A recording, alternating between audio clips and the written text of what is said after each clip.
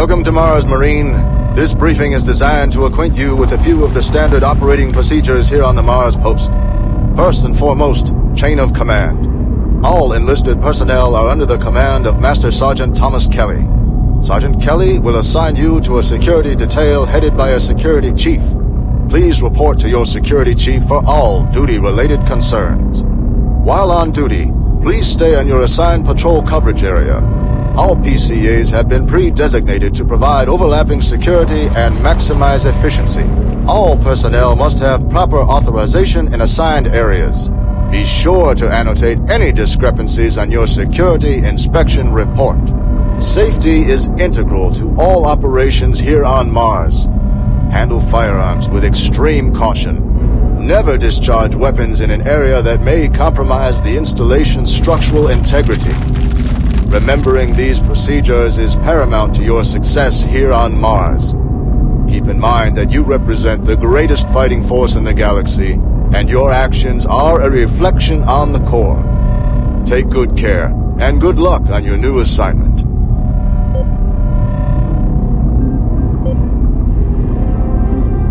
Safer worlds for everyone. For centuries, people on Earth have waged war over two things vital to human existence: fuel and water.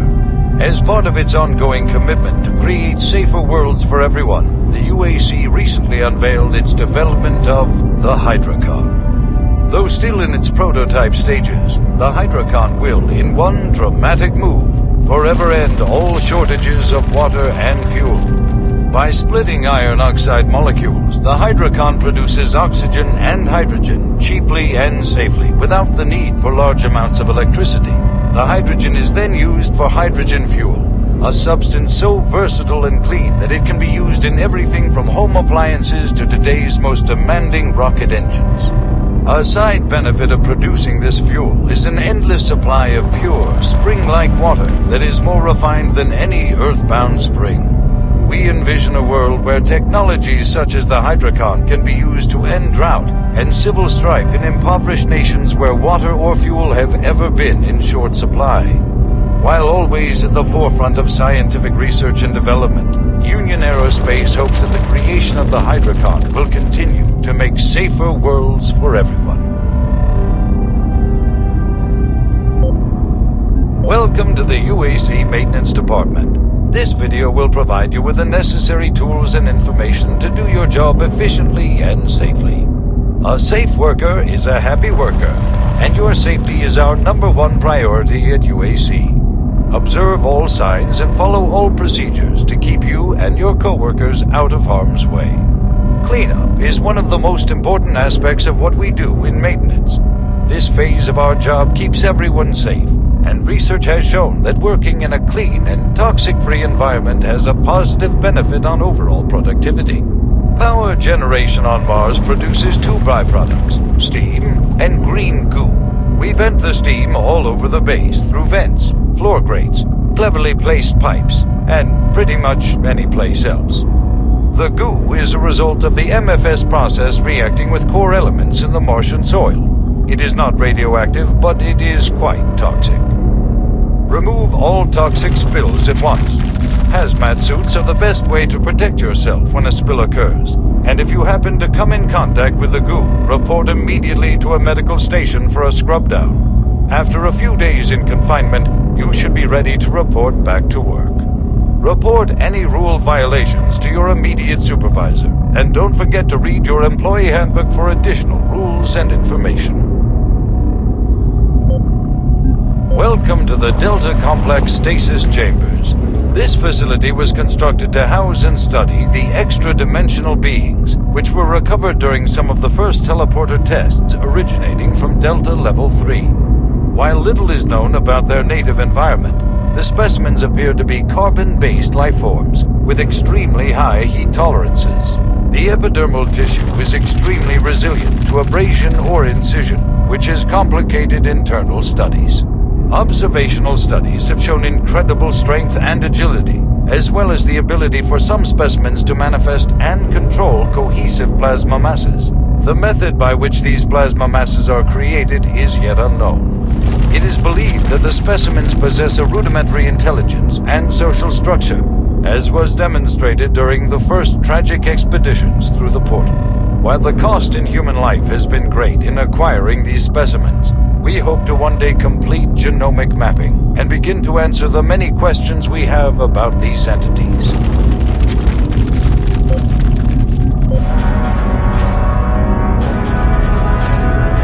Representing the pinnacle of UAC research and design, the BFG 9000 is the most advanced firearm ever designed. Fully self-contained and deployed as a handheld platform, it is capable of an excessive amount of firepower.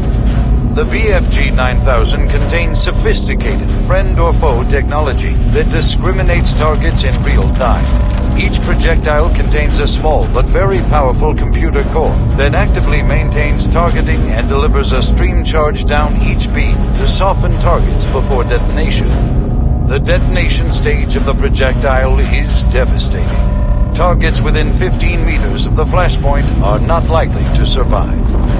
While not recommended for small quarter combat, the BFG 9000 is ideal in the field and against multiple targets. The only foreseeable defense is small arms ballistics. If the projectile is destroyed before exploding, the computer core cannot process the final fusion reaction, resulting in a less than optimal detonation. For more information, contact the UAC's Advanced Weapons Department.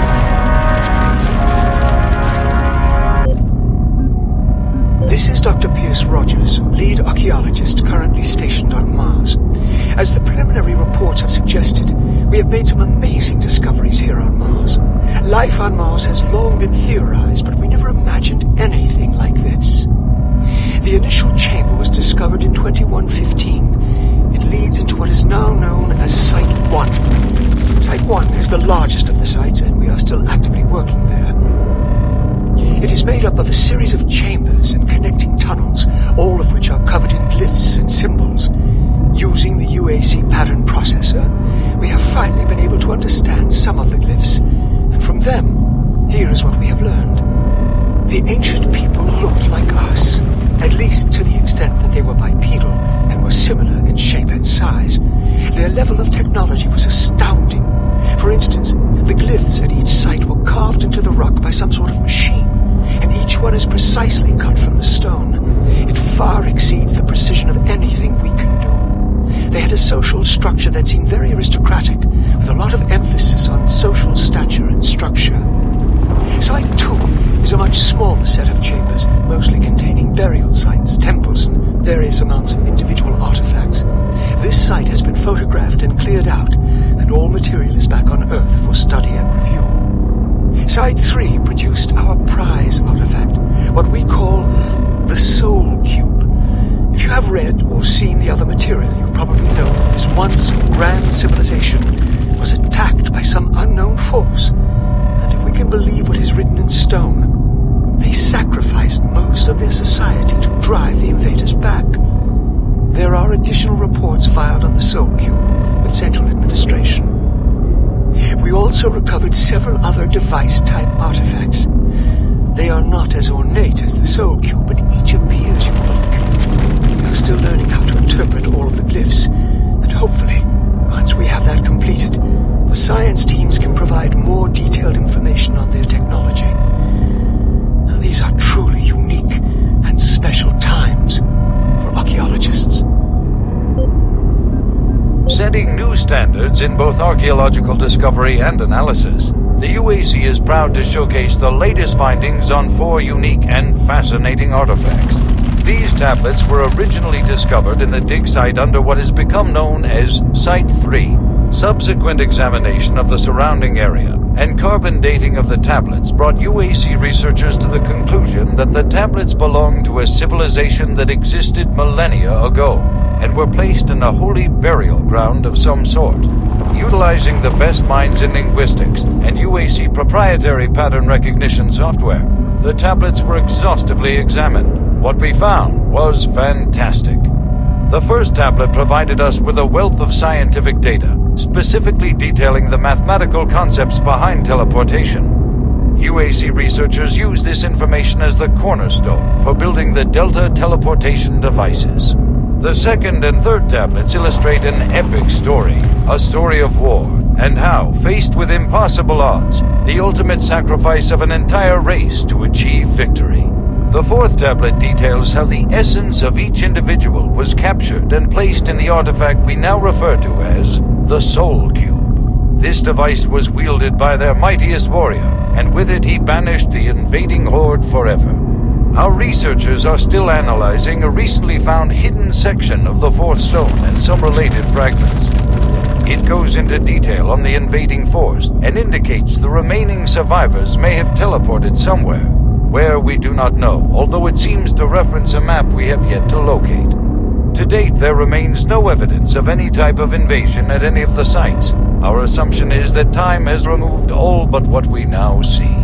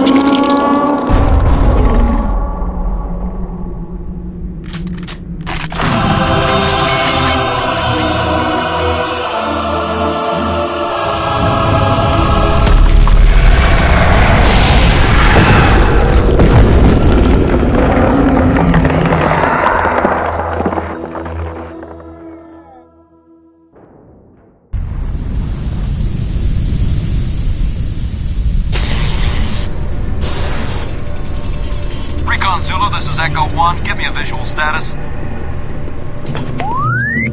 Echo 1, this is Recon Zulu. We've got massive damage all over the base. This place looks like hell. I've got life signs on the bioscanner. Eyes sharp. Echo 1, we've got a survivor. A Marine. Corporal, you hear me? You alright? Can you hear me? Echo 1, this is Recon Zulu. Prepare for medevac. Copy that. Have you located Counselor Swan? Yes, sir. He's dead. Roger, Recon 1. What about Dr. Betruger? He's nowhere to be found, sir.